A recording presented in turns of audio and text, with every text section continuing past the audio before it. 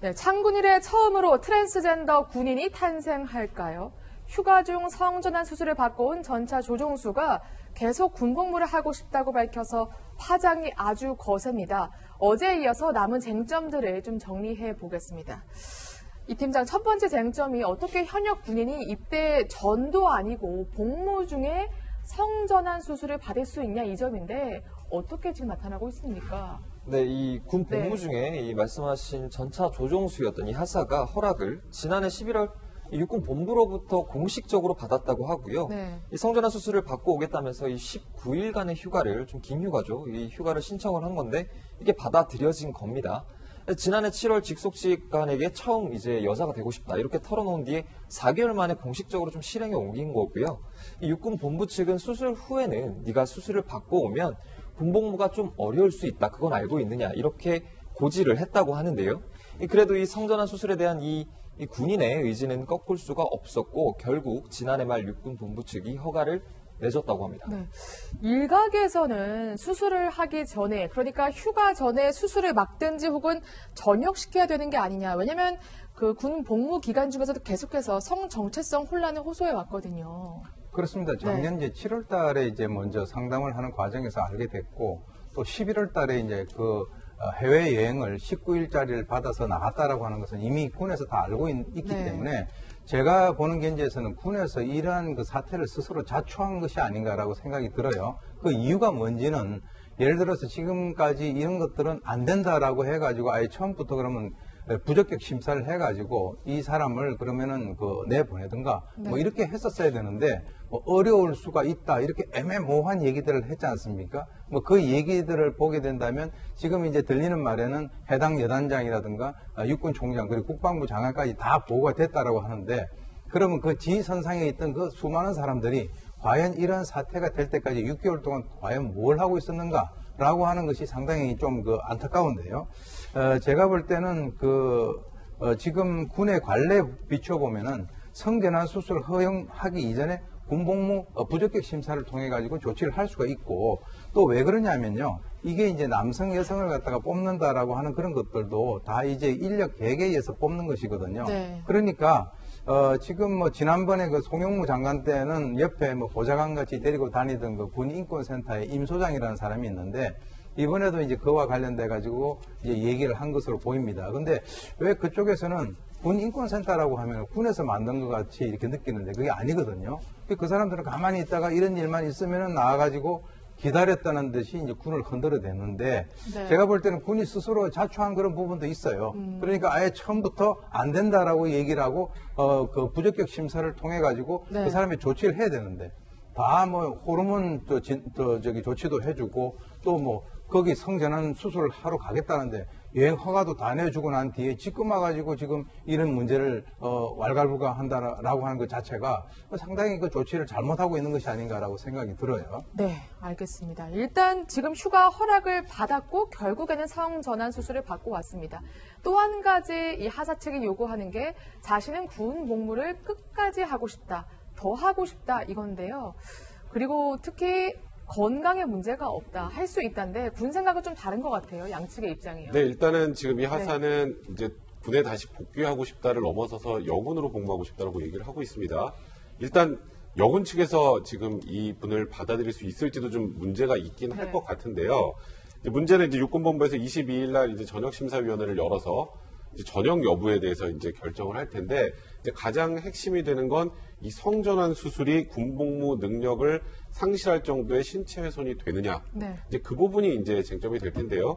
성전환 수술에서 이제 성기를 절단한 경우에는 이 경우에는 이제 업무에 지장을 줄 정도의 신체 훼손이라고 일단은 이제 군 측에선 보고 있는 것 같은데 이제 의학적으로만 판단을 한다면 뭐 호르몬 그 요법 등 대처법 등을 통해서 한다면 사실 이제 일상생활이나 활동이나 이런 부분들에서 크게 문제가 없기 때문에 이 건강상의 문제는 없어서 군복무가 가능하다는 입장도 있어서 이 역시 논란이 되고 있는 상황입니다.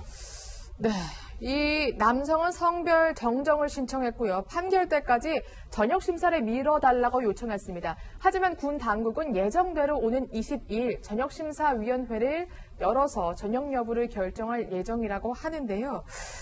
사실 만약 전역 결정이 나더라도 현재 하사 측은 행정소송이나 헌법소원을 내겠다 이렇게 밝히고 있습니다. 결국 소송으로 갈 가능성이 많은 것 같은데 변호사님 그래서 아예 모금까지 현재 진행이 되고 있다면서요. 네, 맞습니다. 지금 이게 만약에 이제 군에서 전역으로 결정을 하게 되면 그거에 대해서 받아들이지 않고 그에 대한 취소 소송을 네. 제기를 하겠다는 건데 이제 과거에 이제 피우진 그 전 국가보훈처장 같은 경우에도 2002년에 이제 유방암에 걸려서 2006년에 이제 강제 전역이 됐거든요. 그런데 신체적으로는 전혀 문제가 없다라고 해서 그 전역 처분에 대해서 취소 소송을 네. 제기해서 승소 판결을 받은 적이 있습니다. 그리고 어쨌건 이번 사건도 이 성소수자와 관련된 또 인권 문제로 지금 일단은 지금 이 제기가 되고 있는 상황이다 그렇죠. 보니까 이 소송 과정에서 아까 제가 말씀드렸던 것처럼 이제 군인으로서의 그 행동을 할 때 신체 능력 상실이 이 정도라면은 반영이 되는 것이냐, 내가 도저히 군인으로서의 생활할 수 없는 것이냐 관련해서 건강적으로 이제 의학적으로만 본다면 건강상의 문제가 크게 없는 걸로 지금 얘기가 네. 나오는 상황이라 사실 이제 최악의 경우에는 이제 뭐 최악이라는 표현은 제가 죄송합니다만 군 입장에서 최악의 경우는 전역 처분을 내렸는데 그게 재판을 통해서 취소가 될 수도 있겠죠. 최악의 경우는. 그러니까 현행법상 지금 성소수자란 이유로 직원 해고가 불법이라는 거잖아요. 그래서 지금 변호사님도 말씀하시길 약간의 승소 가능성, 그러니까 이 하사가 이길 가능성을 언급하신 것 같아요. 그러니까 이길 네. 가능성은 그냥 가능성은 다 열어둬야 되겠죠. 그러니까 뭘 이긴다 지금 이렇게 단정하신 거는 아닌 것 같고, 그러니까 뭐 성소수자라는 이유로 불이익을 받을 수도 없고 해고도 할 수 없어요. 일반 사무직의 경우라면. 근데 이거는 지금 군대라는 특수성이 있는 거잖아요. 그렇죠. 그래서 이 사람의 군인으로서의 역할뿐만 아니라 뭐 이 사람은 성적 자기결정권, 행복추구권도 주장할 수 있겠지만은 군대는 단체 생활을 하는 데란 말이에요. 그러면은 다른 여군들이 아까 우리가 방송 시작하기 전에 그런 얘기도 잠깐 했지만 다른 여군들이 이걸 어떻게 받아들이겠냐, 불편함은 없을까, 같은 이렇게 동료로서 단체 생활을 해야 되고 뭐 이렇게 취침도 같이 해야 되고 하는데 이걸 어떻게 받아들일지 문제도 같이 생각을 해봐야 될 것 같거든요. 네. 그래서 판결이 어떻게 날지는 모르겠지만은 가능성은 다 열어봐야 되겠지만 쉽지 않은 결정일 것 같습니다. 네, 지금 뭐 중요한 말씀 해주셨는데 이게 정말 단순히 뭐 서류상의 문제가 아니라요.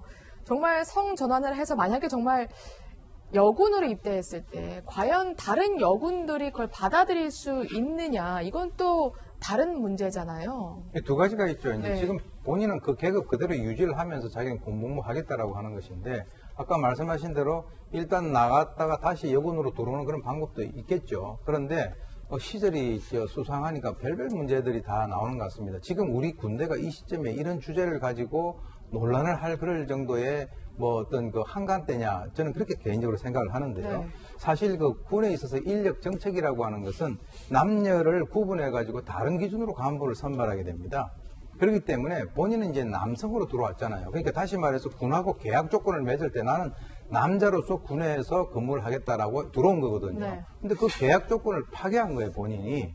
그렇기 때문에 어떻게 보면은 그 남군과 여군이라고 하는 그 이 성에 있어서의 역할을 기대하는 것이 군에서는 다를 수가 있단 말이에요. 근데 본인이 그것을 갖다 파기를 했기 때문에 거기에 대한 어떤 그 유책성이 있다라고 저는 보고요. 그리고 지금 이제 국방부령 심신장애자 전역 규정이라는 게 있어요. 네. 거기 보게 되면 이 성기를 제거한 자는 전역 심의 대상인 바로 심신장애 상급에 해당이 되니까 육군 같은 경우는 규정에 의해서 전역 심사위원회를 열어가지고 만약에 군 조직에 필요한 사람이다라고 하면은 남겨놓을 것이고 그렇지 않으면은 본인이 군 생활을 갖다가 더 이상 할 수 없도록끔 전역 조치를 할 것으로 저는 보는데 제가 볼 때는 답은 간단해요. 군 조직에서 필요한 사람이냐 아니냐. 아까 말씀하셨지만은 과연 이 여성들이 여군들이 그러면 그 전까지는 남군인데 그 다음번부터는 그러면 샤워장을 같이 쓸 수가 있어요. 숙소를 같이 쓸 수가 있어요. 심정적으로 그렇다는 네, 말씀이시죠? 적어도 이제 우리가 남들에게 폐를 끼치지 않고 살아가는 것이 굉장히 중요한데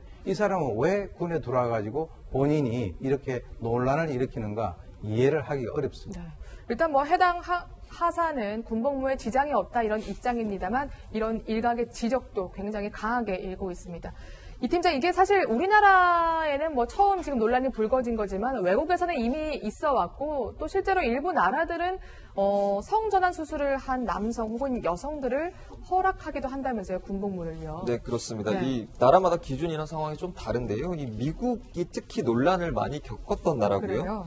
이 오바마 전 대통령이 자신의 임기 때 이 인권 침해를 좀 문제를 삼아서 트랜스젠더의 신병 입대를 허용을 했습니다.